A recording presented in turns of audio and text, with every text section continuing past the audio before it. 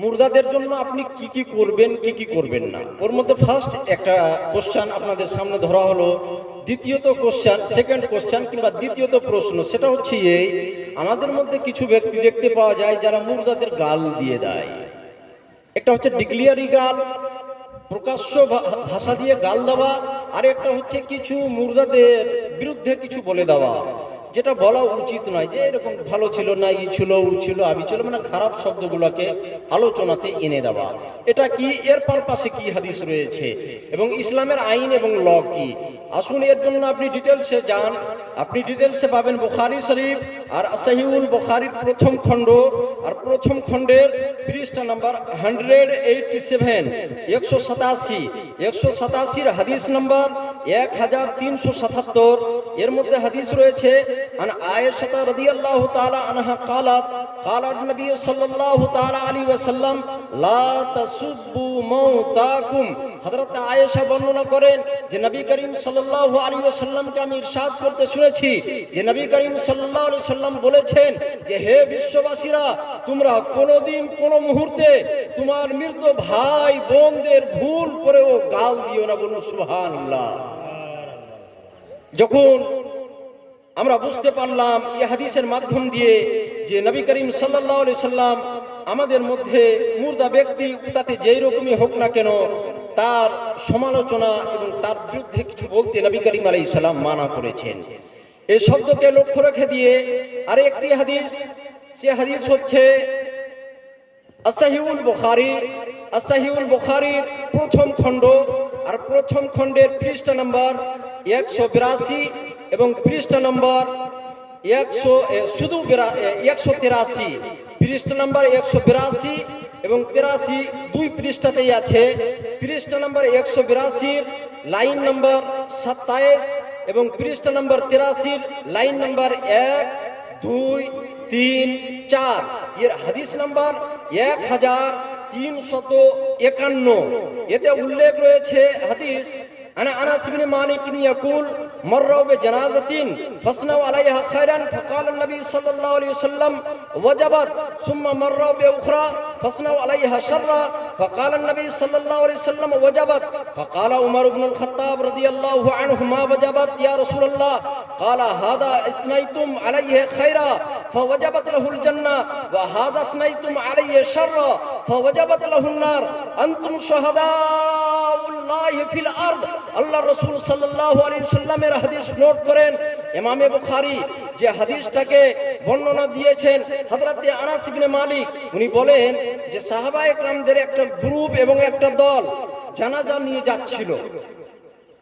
ইতিমধ্যে সাহাবায়ে কেরামদের মধ্যে থেকে কিছু ব্যক্তি ওনারা সাক্ষী দিলেন, কি বলে দিয়ে কিছু ভালো শব্দ মুখ থেকে বের করলেন, অর্থাৎ যিনি মুর্দা ব্যক্তি ছিলেন ওনার সম্পর্কে ভালো আলোচনা করলেন, ভালো ভালো গুণ যেগুলো এগুলো তুলে ধরলেন। তো নবী করিম আলাইহিস সালাম ওই জানাজাতে উপস্থিত ছিলেন। নবী করিম আলাইহিস সালাম বললেন ওয়াজাবাত, এই ব্যক্তির উপরে ওয়াজিব হয়ে গেল। শুধু এইটুকুই বললেন, জানাজাতে সবাই যেছেন, নবী আলাইহিস সালাম উনারও গমন হচ্ছে, উনিও যাচ্ছেন, সাহাবায়ে কেরামগণ ভালো শব্দটাকে তুলে ধরেছেন।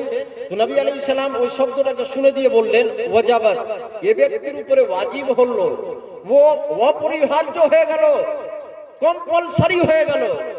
কি হলো আগে আসুন। আবার নবী আলাইহিস সালাম এরকমই আরেকটা জানাজাতে সাহাবায়ে কেরামগণ যাচ্ছেন, ইতিমধ্যে দিয়ে সাহাবায়ে কেরাম ওই ব্যক্তির কিছু ত্রুটিযুক্ত শব্দগুলোকে তুলে ধরলেন। তো নবী করিম সাল্লাল্লাহু তাআলা আলাইহি ওয়াসাল্লাম আবার বললেন ওয়াজাবাত, এই ব্যক্তির উপরে ওয়াজিব হয়ে গেল। কি ওয়াজিব হলো, কি জরুরি হলো? তো নবী করিম সাল্লাল্লাহু তাআলা আলাইহি ওয়াসাল্লামকে হযরতে উমরের মতো সাহাবী উনি প্রশ্ন করলেন মা ওয়াজাবাত ইয়া রাসূলুল্লাহ, আপনি ওই দিন বললেন যখন আমরা ভালো শব্দগুলো ইউজ করলাম, যখন আমরা ওই মুর্দা ব্যক্তির প্রশংসা করলাম, আপনি বললেন ওয়াজাবাত, ওয়াজিব হলো। কি ওয়াজিব হলো ইয়া রাসূলুল্লাহ? আজকে আমরা খারাপ শব্দগুলো তুলে ধরলাম, আপনি বলছেন ওয়াজাবাত, ওয়াজিব হলো। ইয়া রাসূলুল্লাহ কি ওয়াজিব হলো? নবী আলাইহিস সালাম উত্তর দিচ্ছেন, হে সাহাবী বর্গরা শুনো, তোমরা যে সেদিন ভালো শব্দগুলো তুলে ধরেছিলে, তোমরা যে ওই মুর্দা ব্যক্তির প্রশংসা করছিলে, বলে আল্লাহর দিক থেকে ওই ব্যক্তির উপরে জান্নাত ওয়াজিব হয়ে গেছে। আজ তোমরা যে এই ব্যক্তির খারাপ শব্দগুলোকে তুলে ধরেছো, মনে রাখো এই মুর্দা ব্যক্তির খারাপ কার্যকলাপের জন্য এবং তোমাদের বলার জন্য এই ব্যক্তির উপরে জাহান্নাম ওয়াজিব হয়ে গেছে।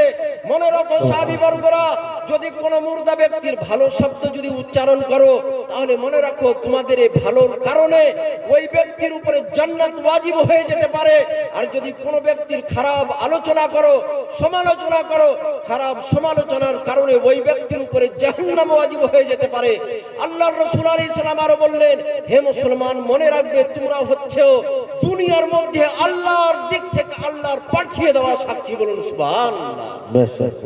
সুবহানাল্লাহ। তাই মনে রাখবেন মুসলমান, আপনারা শুধু এইটুকুই মনে রাখবেন না যে আমরা প্লেনলি মুসলমান, জি না, এই শব্দটাও আপনাকে আমাকে ব্রেনে রাখতে হবে।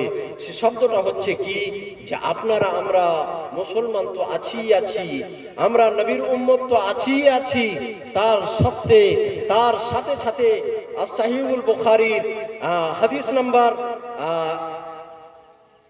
1351 এ থেকে যেটা ডিক্লিয়ার হলো, সেটা হচ্ছে এই যে আল্লাহর দিক থেকে পাঠিয়ে দেওয়া সাক্ষী হচ্ছেন আপনারা।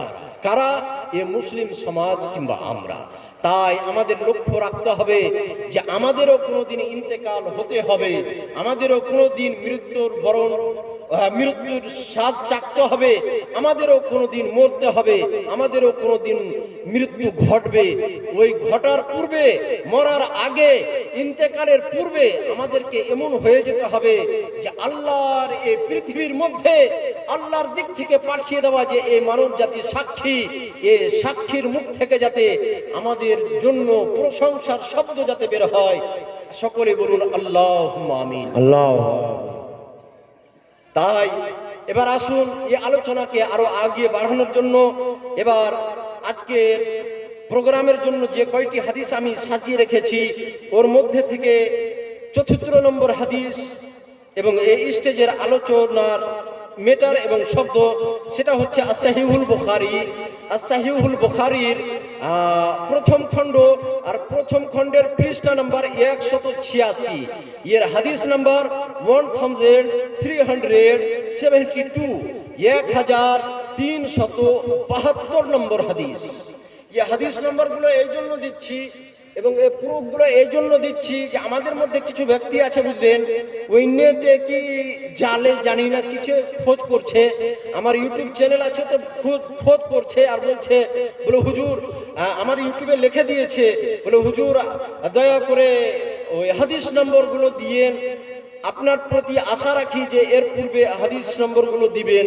তো ওই শব্দটাকে জানি না ও আমার জান্নাতি ভাই কোথা থেকে আবেদন এবং আরজি রেখেছে, ওর আবেদনকে পরিপূর্ণ করার জন্য এবং আপনার ঈমানকে সুদৃঢ় এবং মজবুত করার জন্য, আপনার ঈমানে যদি কোনো ঘাটতি এসেছে ওই ঘাটতিকে দূর করার জন্য, আমার কোনো মুসলমান ভাই বোন যদি পথভ্রষ্টের পথে যদি বাই চান্স নেমে গেছে, ওই পথভ্রষ্টামি থেকে বাঁচিয়ে নেবার জন্য, তাকে সঠিক হেদায়াত এবং পথ দেখানোর জন্য এ সমস্ত হাওয়ালা, ডিটেলস, প্রুফ, প্রোফাইল এবং এ সমস্ত দলিল। তো যাই হোক, দলিল এবং প্রুফ হিসাবে 74 নম্বরে যেটা, সেটা হচ্ছে as-Sahihul Bukhari। as-Sahihul Bukhariর রাইটার আল্লামা মুহাম্মদ ইবনে ইসমাইল বুখারী এরই মধ্যে হাদিস নোট করেন। এর বিশেষ ডিটেলস হচ্ছে এর পেজ নাম্বার 186, 186 হাদিস নাম্বার 1372। এতে হযরত আয়েশা থেকে বর্ণিত হাদিস, আন আয়েশা রাদিয়াল্লাহু তাআলা আনহা আন্না রাজুলান ক্বালা লিন-নবী সাল্লাল্লাহু আলাইহি সাল্লাম ইন্না উম্মিয়া উফতুলাত নাফসাহা ওয়া আযুন্নুহা লাউ তাকাল্লামাত তাসাদ্দাকাত ফাহাল লাহা আজরুন ইন তাসাদ্দাকতু আনহা ক্বালা নাম। ইমাম বুখারী রাদিয়াল্লাহু আনহু ইনি হাদিস নোট করেছেন। যে ব্যক্তি এসে নবীকে প্রশ্ন করলেন, ওই প্রশ্নকারী ব্যক্তির যিনি কোশ্চেন করলেন, ওই কোশ্চেন যিনি করলেন কিংবা প্রশ্ন করলেন, ওই ব্যক্তির নাম ইমামে বুখারী নোট করেননি। কিন্তু দ্বিতীয়ত কিংবা অন্যত্র হাদিসের মধ্যে যেরকম সহিহুল মুসলিম ইত্যাদি বইয়ের মধ্যে উনার নাম নোট করা হয়েছে, এবং গালেবান ইমামে বুখারী উনার নামকে আবার অন্যতর কোন স্থানে উনি নোট করেছেন, আমার হাওয়ালা মনে আসছে না। তো উনার নাম আমি বলে দিই, উনার নাম হচ্ছে হযরতে সাদ ইবনে মুআজ। হযরতে সাদ ইবনে মুআজ, উনার মা হঠাৎ করে ইন্তেকাল করে গেলেন। ইতিপূর্বে এই হাদিস নিয়ে আলোচনা রেখেছিলাম, শর্টে বলে দিচ্ছি। আমাদের মধ্যে কেউ ইন্তেকাল করে যায়, ইন্তেকাল করে যাওয়ার পর আমরা যদি তার নামে কিছু পাঠাই, সেটা পৌঁছায় কিনা, তার কবর পর্যন্ত যাবে কিনা, তার নেকির খাতাতে এড হবে কিনা, তার নেকির খাতাতে ওটা জড়িত হবে কিনা, সে আমার মুর্দা ভাই বোন যার নামেই আমি পাঠাচ্ছি তার নামে সেটা পৌঁছাবে কিনা, তার ডিটেলসের জন্য হযরতে সাদ ইবনে মুআজ নবীর জিন্দা সাহাবী, উনি প্রশ্ন করছেন, ইয়া রাসূলুল্লাহ, আমার মা হঠাৎ করে মারা গেছেন, আমার মনের আকাঙ্ক্ষা, আমার মনোবল বলছে, আমার দৃঢ় বিশ্বাস বলছে, ইয়া রাসূলুল্লাহ, আমার ইয়াকিনে কলবি বলছে যে আমার মা যদি বেঁচে থাকতেন, একটু যদি সুযোগ পেতেন, আমি আমার মায়ের একটা সন্তান সাদ, আমার মা আমাকে ওসিয়াত করতেন, আমাকে একটু নসিহত কিংবা কিছু বলে যেতেন যে হে আমার সন্তান সাদ, তুমি তোমার মায়ের জন্য কিছু নেকি কিংবা কিছু নেকির সমতুল্য কোন সদকা, দান, খেরাত ইত্যাদি করিও। ইয়া রাসূলুল্লাহ, আমার মা হঠাৎ করে মারা গেছেন, এই মোমেন্টে আমি কি করব? ইয়া রাসূলুল্লাহ, যদি আমার মায়ের নামে কোনো দান খেরাত আমি করি, আমার মা কি ওর নেকিটা পাবে? নবী করিম আলাইহিস সালাম উত্তর দিলেন, হে নবীর সাহাবী সাদ ইবনে মুআজ, মনে রাখবে এবং গোটা বিশ্ববাসী মনে রাখো, যেই নেকির কাজ তুমি মুর্দার নামে করবে, সেই নেকি মুর্দা পর্যন্ত অবশ্যই পৌঁছে যাবে। সুবহানাল্লাহ। ব্রাদার মিল্লাত ইসলামিয়া, আমরা এই বুখারীর এই হাদিস, যেটা আল্লামা মুহাম্মদ ইবনে ইসমাইল বুখারী নিজ বুখারী শরীফের মধ্যে নোট করেন এবং আরো অন্যত্র বইয়ের মধ্যে লিপিবদ্ধ রয়েছে, যেটা হযরতে সাদ ইবনে মুআজের হাদিস, যেটা আপনাদের সম্মুখীন তুলে ধরা হলো। এই হাদিস থেকে আমরা বুঝতে পারলাম যে নিঃসন্দেহে নেকি যদি মুর্দা ব্যক্তি পর্যন্ত পৌঁছে দেওয়া আমরা নাযর এবং নিয়ত এবং মানত করি, সেটা নিঃসন্দেহে মুর্দা পর্যন্ত পৌঁছে যাবে। আরো একটি হাদিস, যেটা এই হাদিসটাই একটু ডিটেলসে দেওয়া হয়েছে, ওখানে বলা হয়েছে হযরতে সাদ ইবনে মুআজ কি বলা হলো, হে সাদ, তুমি যাও তোমার মায়ের নামে একটা কুয়ো খুঁড়ে দাও গা, ওই পানি যতজন ব্যবহার করবে, সমস্ত ব্যবহারকারীর ব্যবহারের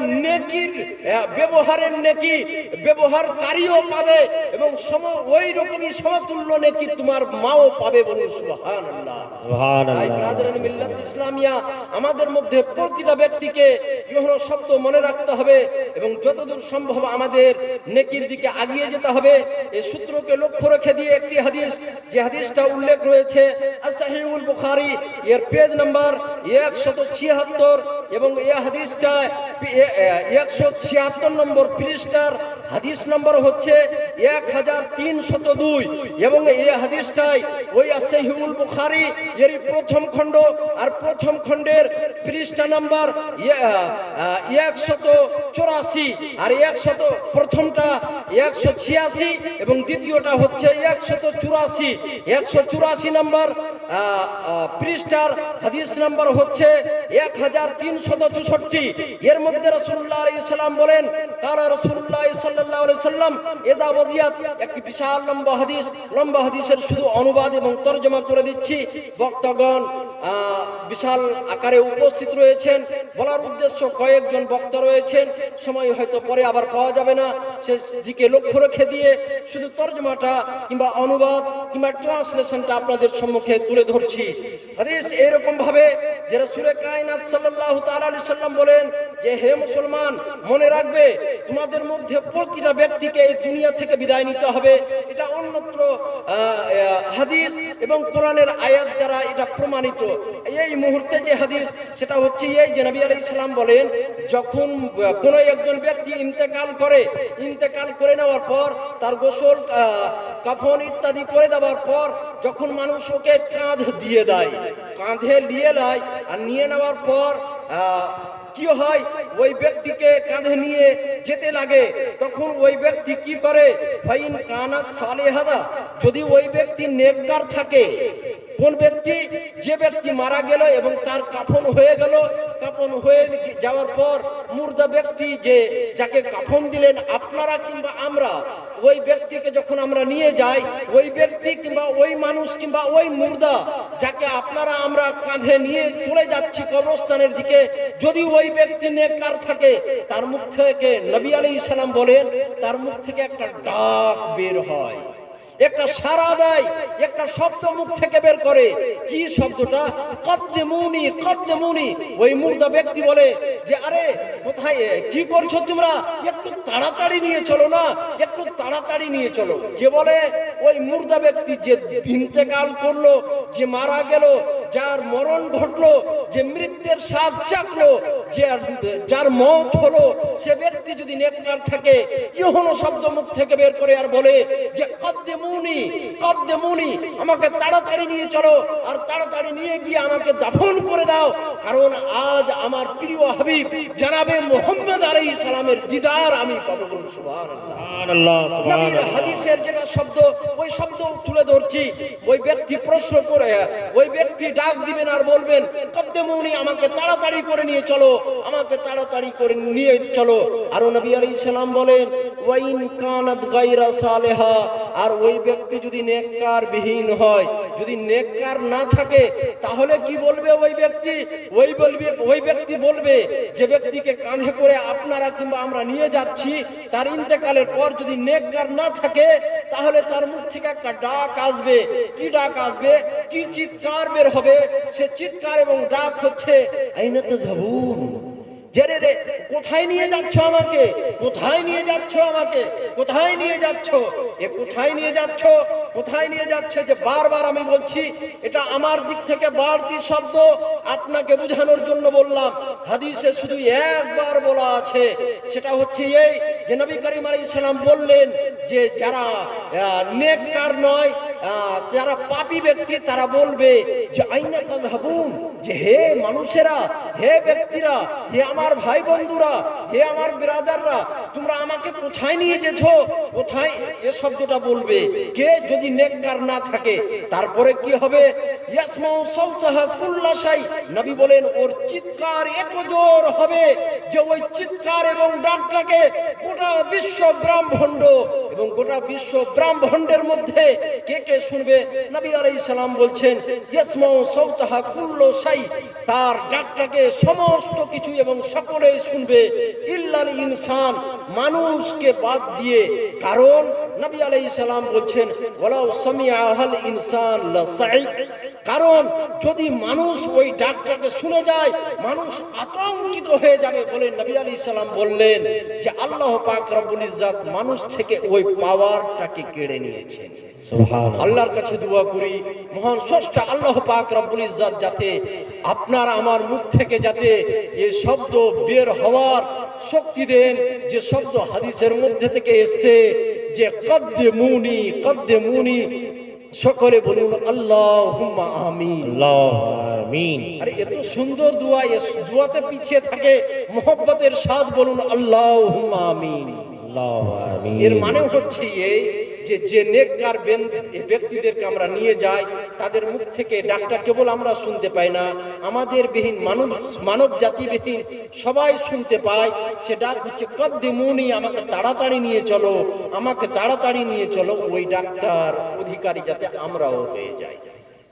আজকের আলোচনাতে আরো যে কয়েকটি হাদিস আমি নোট করেছি আজ বইকালে বসে বসে, ওর মধ্যে থেকে একটি হাদিস, সে হাদিস হচ্ছে যে নবী করিম সাল্লাল্লাহু তাআলা আলাইহি ওয়াসাল্লাম, ওনার হাদিস নোট করা হয়েছে। যে হাদিসটাকে নোট করেন হযরতে ইমামে বুখারী, ওই আসহিহুল বুখারী থেকে। এই বুখারী থেকে বিশেষ হাদিসগুলো নোট করার কারণ আমি বুঝতে পারলাম না প্রথমে, বুঝলেন। আবার আমার ব্রেন উত্তর দিচ্ছে যে না হে শব্বির মিসবাহি, ये तुम्हारी गलत फहमी है, दुनिया में कुछ वो लोग हैं जिसको नबी से दुश्मनी है মানে কিছু ব্যক্তি আমার হঠাৎ করে মন থেকে উত্তর বেরিয়ে আসছে যে দুনিয়াতে কিছু সংখ্যক মানুষ বেরিয়েছে যারা নবীর সাথে বাস্তবিক শত্রুতা রেখেছে, যেটা অন্তরে গেঁথে রেখেছে, মুখ দিয়ে কিছু ব্যক্তি ডিক্লিয়ার দিচ্ছে, কিছু ডিক্লিয়ার দিতে পারছে না। আর তারা ছল কল এবং বাহানা করে দিয়ে একটা শব্দ বলে বুখারী শরীফে আছে তো, বুখারী শরীফে আছে তো। এই শব্দ আমার হঠাৎ করে ব্রেনে আসলো, আমার বোন উত্তর দিল, হে শব্বির মিসবাহি, ওরই জন্য আল্লাহ পাক রব্বুল ইজ্জত আজ তোমাকে শুধু বুখারীর হাদিস নোট করালো। তাই আজ বুখারী থেকে এই হাদিস শুনুন। আরো একটি হাদিস, সেটা হচ্ছে এই যে হযরতে নবী করিম সাল্লাল্লাহু আলাইহি সাল্লাম, আজ আমরাও মারা যাচ্ছি, আজ আমাদের সামনে থেকে নবী আলাইহিস সালাম উনিও এই দুনিয়া থেকে বিদায় নিয়েছেন, সেটা আমরা সকলেই জানি। একটা শব্দ বলে দিয়ে হাদিসের পূর্বে কোন দেবন্দি মৌলবী কিংবা ওয়াহাবি মৌলবী হোক, আমাদের কিন্তু একটা মারাত্মক ধরনের বিবাদ আছে, এটা কেউই অস্বীকার করতে পারবে না। কারণ কয়েকটা শব্দ আছে, যদি আপনারা না জানেন আমি বলে দিচ্ছি দুই একটা শব্দ। যেরকম নবী আলাইহিস সালামের জ্ঞানকে গরু ছাগল পাগল ইত্যাদির সাথে তুলনা করা, মানে ওদের যে বই তাহজিরুন নাস, আল্লামা ইসমাইল দেহলভির রাইটার এবং লেখক লিখেছে, নবীর জ্ঞানের কথা কি বলো, নবীর জ্ঞান এইরকম জ্ঞান, ऐसा इल्म तो पागल मजनू को भी है।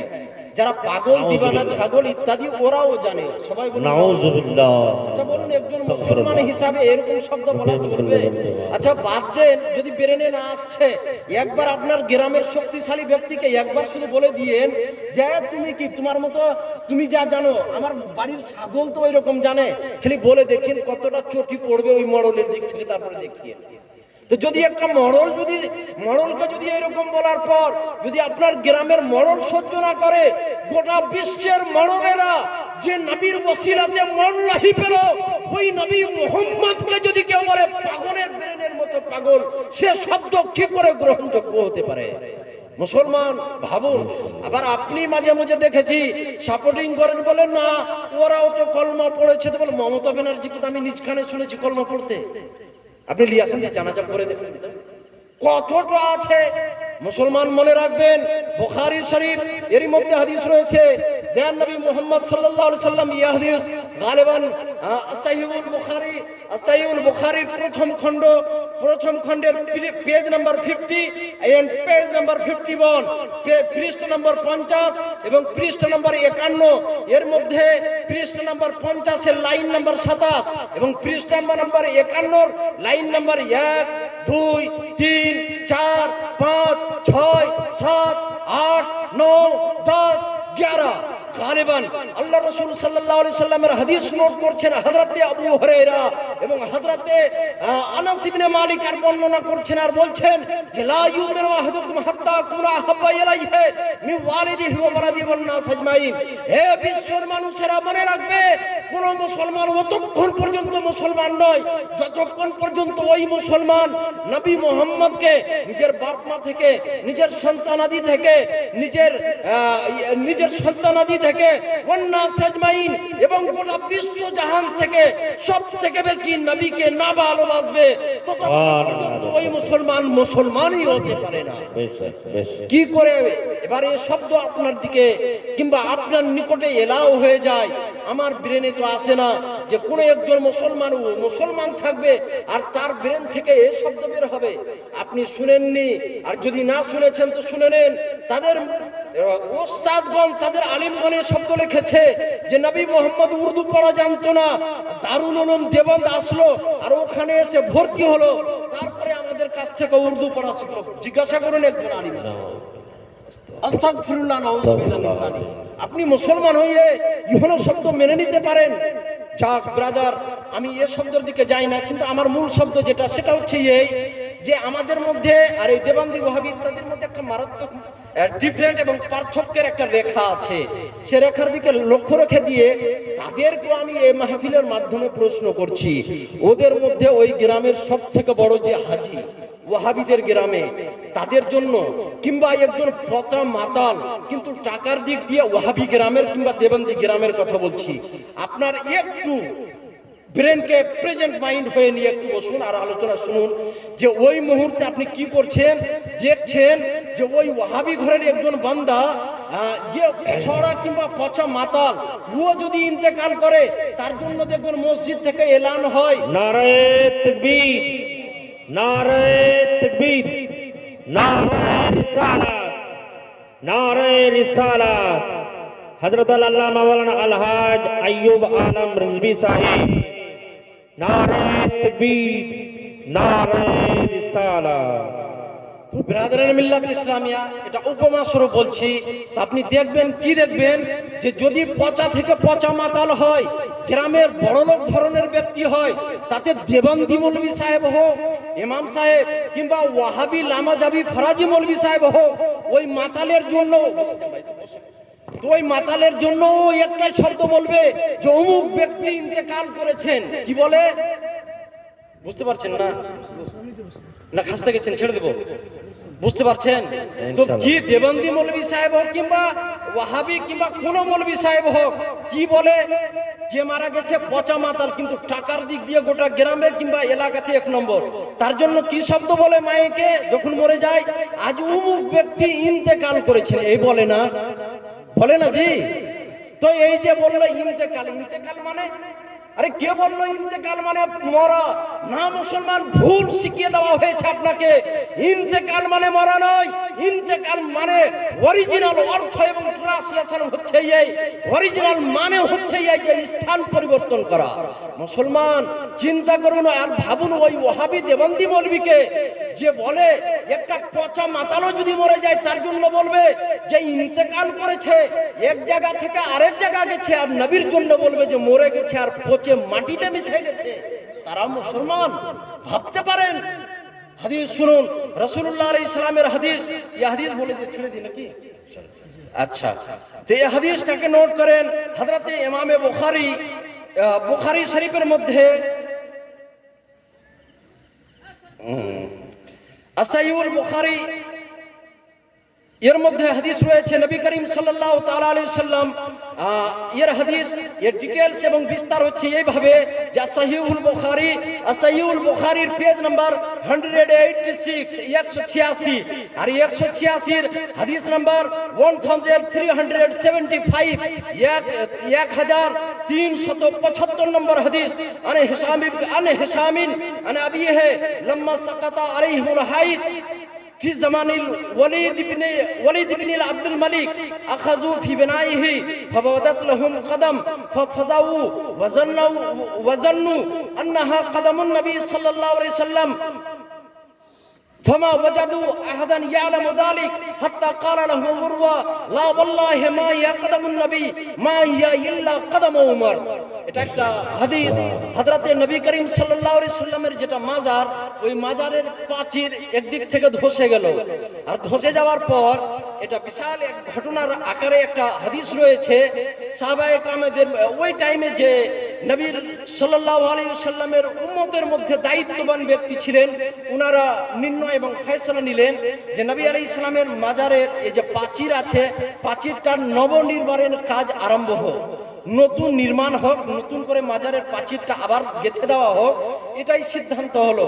সিদ্ধান্ত যখন হলো, মাজারের নেওটা খুঁড়তে লাগলেন। ওইখানে যে ব্যক্তিগণ উপস্থিত ছিলেন, তাতে সাহাবী হোক কিংবা তাবাই হোক, যেই ব্যক্তি হোক না কেন, যিনারা ওই টাইমে উপস্থিত ছিলেন, ওনারা ওই মাজারের নেও খুঁড়তে লাগলেন।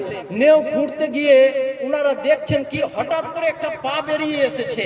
পা যেমনই বেরিয়ে এসছে তো সকলে চিৎকার করতে লাগলেন, কি ডাক দিতে লাগলেন, আর কি শব্দ মুখ থেকে বের করতে লাগলেন যে কদমুন নবী জাহরাত কদমুন নবী, যে আল্লাহর নবীর মাজার থেকে পা বেরিয়ে এসেছে। কখন ইন্তেকাল করেছেন? ইন্তেকালের বহু পরে। আরো যে ওই মাজারের মধ্যে যে ব্যক্তিগুলো রয়েছেন, তিনাদেরও ইন্তেকাল বহু পূর্বে হয়ে গেছিল, কিন্তু ওই মুহূর্তে যখন ওই মাজারের নবনির্মাণের কাজ আরম্ভ হলো, তখন হঠাৎ করে যখনই পা বেরিয়ে আসলো, পা থেকে স্পষ্ট বোঝা যাচ্ছে এটা হচ্ছে একজন পুরুষের পা। ইতিমধ্যে যখন ওই সমস্ত ইমানদার এবং নবীর উম্মতীদের মধ্যে একটা চিৎকার এবং ডাক আরম্ভ হয়ে গেল যে জাহরাত কদমুন নবী, নবীর পা বেরিয়ে এসেছে, নবীর পা বেরিয়ে এসেছে। ইতিমধ্যে হযরতে উরওয়া ওখানে উপস্থিত হলেন। আর হযরতে উরওয়া ইনার একটু পরিচয়, ইনি হচ্ছেন হযরতে উমর রাদিয়াল্লাহু আনহুর খাদিম। হযরতে উমরের জাহিরি যেগুলো অঙ্গ, বডির যেগুলো জাহিরি পার্ট, ওই পার্টগুলোকে উনি যথেষ্ট রূপে চিনতেন যে এগুলো হচ্ছে হযরতে উমরের। একজন ব্যক্তি যে নিজের মালিকের বডির খাস খাস অঙ্গগুলোকে, যেগুলো জাহির এবং প্রকাশ পায়, যদি না চিনবে তো তাহলে আবার কে চিনবে? হযরতে উরওয়া হযরতে উমরের খাদিম, উনি ওখানে উপস্থিত হলেন। আর উপস্থিত হওয়ার পর পাটাকে সুন্দর করে ডান দিক বাঁ দিক এদিক ওদিক দেখলেন। আর দেখার পর হযরতে উমর চিৎকার করলেন। কি হযরতে উরওয়া খুব দেখলেন পাটাকে। আর দেখার পরে উনি একটা ডাক দিলেন, যে ডাকটা আজও ইমামে বুখারী নিজের বুখারী শরীফের হাদিস নাম্বার 1375 নম্বর হাদিসে ডিক্লিয়ার দিয়েছেন। সে ডাক হচ্ছে যে মা ওয়াল্লাহি কদমুর রাসূল, মা ওয়াল্লাহি ইয়া কদমুর রাসূল মা হিয়া ইল্লা কদম ওমর। খোদার কসম, ওটা নবীর পা নয়। আমি উরওয়া নবীর সাহাবী, আমি হযরতে উমরের খাদিম, আমি সাক্ষী দিচ্ছি এটা হযরতে উমরের পা। সুবহানাল্লাহ। তো বিরাদরানে মিল্লাত ইসলামিয়া, এবার আপনি বলুন যে একজন নবীর সাহাবী, নবীর গোলাম, নবীর খাদিম এবং নবীর খাদিমের খাদিম হযরতে উরওয়া, উনি সাক্ষী দিচ্ছেন যে হযরতে উমরের পা জিন্দা ইন্তেকালের পর তো নবী মুহাম্মদ আলাইহিস সালাম কি করে মুর্দা হতে পারেন? जभी तो आला हजरत आशिके रसूल इरशाद फरमाते हैं, तेरी नस्ल पाक में है बच्चा बच्चा नूर का, और तू है ऐने नूर, तेरा सब घराना नूर का। और उंगलियां हैं फैज पर, टूटे हैं प्यासे झूम कर, उंगलियां हैं फैज पर, टूटे हैं प्यासे झूम कर, और नदियां पंजाबे रहमत की है जारी। वाह वाह वाह, अल्हम्दुलिल्लाह।